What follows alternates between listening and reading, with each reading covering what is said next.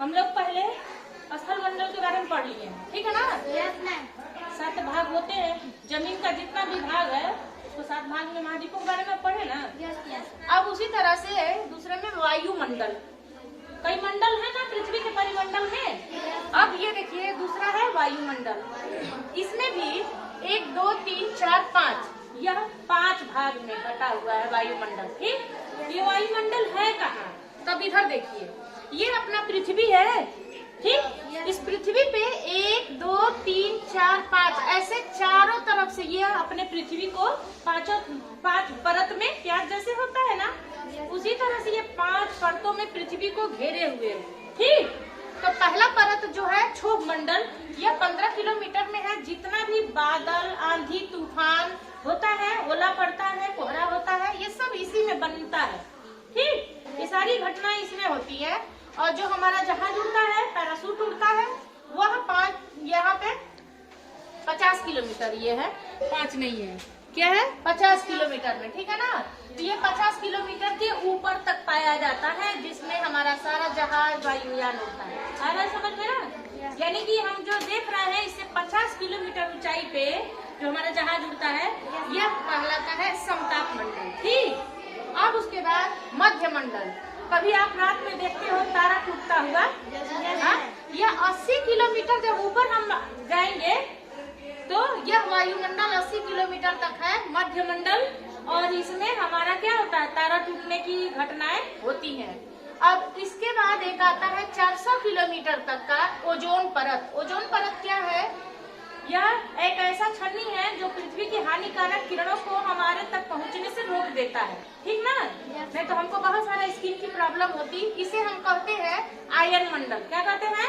Ion मंडल। इसी में एक परत पाई जाती है, ओजोन परत, जो पराबैंगनी किरणों को या अल्ट्रावायलेट किरणों को हम तक आने से रोकता है। ठीक है ना? और यह जो आयन मंडल है ना, ओजोन की परत, यह अब थोड़ा थोड़ा छेद, इसमें हल्का बारीक छेद दिख रहा है। जानते हो क्यों? जो हमारा वायु प्रदूषण है, इसके कारण इसमें छेद हो रहा है। अगर यह छेद हो गया, लंबा हो गया, तो हमको कई हानिकारक बीमारियां त्वचा से संबंधित होने लगेंगी, है ना? तो हमको वायु के प्रदूषण को रोकना होगा अधिक से अधिक वृक्ष लगाकर। ठीक, अब देखिए बहिर्मंडल।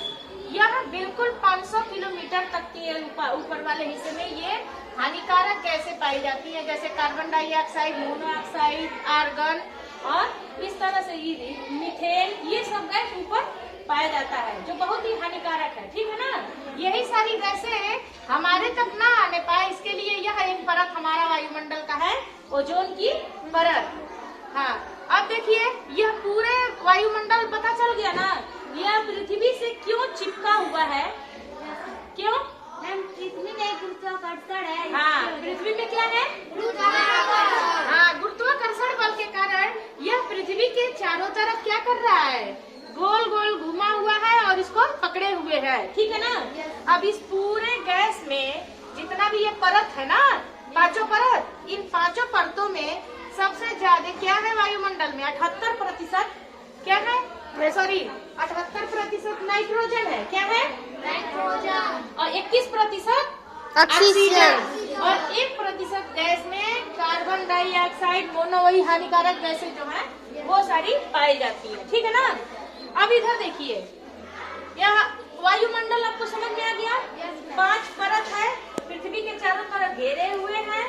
ठीक, और इस परत में क्या क्या घटना होती है। ठीक, अब चलिए इसी तरह से एक है जल मंडल। पृथ्वी में तो आपको जल वाला भाग ज्यादा दिखता है ना, पृथ्वी पे, तो उसमें जल वाले भाग, ये पानी वाला हिस्सा है। ठीक, ये पूरे पृथ्वी का जब नक्शा देखेंगे तो पानी का हिस्सा दिख रहा है। यह पूरा पानी कितना है? 21% पानी है। ठीक है ना? पूरा पानी 21 और 29% जमीन वाला हिस्सा है। ठीक, तो जमीन वाले हिस्से को तो हम पढ़ चुके हैं। अब पानी वाले हिस्से को जाने। पानी वाले हिस्से को यानी कि हम इसको भी 5 भाग में बांट दिए हैं, अलग अलग नाम दे दिए हैं। पृथ्वी के पूरे पानी 71% पानी को 5 नाम से हम जानते हैं, 5 भागों में बांट दिया गया। ठीक, जल मंडल, इसको क्या कहेंगे? जल मंडल। तो यह सारे पानी के अलग अलग नाम दिए हैं और इनको हम बोलते हैं महासागर। क्या बोलते हैं? महासागर। प्रशांत महासागर, दक्षिणी महासागर और आर्कटिक महासागर, ये सारे हम क्या है जलमंडल के 5 भाग हैं। ठीक, अब इस जलमंडल में 21% पानी वाला भाग क्या है जलमंडल और 29% जमीन वाला भाग होता है। जो ये वाला भाग है ये सारे हमारे सातों महाद्वीप, ठीक, यह स्थल मंडल है। अब देखिए इस पूरे पानी में 71% पानी में ये क्या पूरा पानी पीने लायक है? नहीं मैम, नहीं, इसमें हम सिर्फ 3% पानी ही हमारे पास है जिसको हम पी सकते हैं। वह पानी हमको कहाँ मिलता है? जो बारिश का पानी रहता है जमीन के अंदर वो भूमिगत जल, और यह एक है जो ग्लेशियर, जो बड़े बड़े बर्फ के चट्टान होते हैं वो पिघल करके नदियों के रूप में हमारे पास आते हैं। तो सोचिए हमारे पास पानी बहुत कम है, तो हमको पानी की बचत करनी चाहिए, दुरुपयोग नहीं करना चाहिए, और जो पानी हमारे पास है उसको हमें प्रदूषित होने से बचाना चाहिए। ठीक, अब इसी तरह से एक आ गया जैव मंडल। अब ये है जितने भी इस पूरे पृथ्वी पे जीवित लोग हैं उनका बंटवारा किया गया। ठीक, या पेड़ पौधे हुए, या हम लोग हुए, या पानी में रहने वाले हुए, या जंतु हुए, तो ये सारे जीवित लोगों को मिला करके 2 लोग होते हैं, एक तो शाकाहारी और दूसरा मांसाहारी। वो जो मांस खाते हैं और एक जो मांस नहीं खाते हैं, साग सब्जी फल फूल खाते हैं। समझ में आई बात? और एक जो जमीन पे रहने वाले होते हैं जीव, जैसे हम लोग हैं, जानवर हैं, है ना, जमीन पे रहते हैं, तो इसे स्थलीय जैव मंडल कहेंगे। जीवित है ना, इसलिए जैव मंडल। और स्थल में है जमीन पे, हम लोग पानी पे तो रहते नहीं है, रहते हैं नहीं। अब जो जल में रहने वाले हैं वो जलीय जीव जैव मंडल कहलाएंगे, जैसे कि मेढक हो गया, मछली हो गई, ठीक है, मगरमच्छ हो गया। जितने भी जीव पानी में रहेंगे उन्हें जलीय जैव मंडल के नाम से जानते हैं। ठीक ना, आगे समझ में पूरा।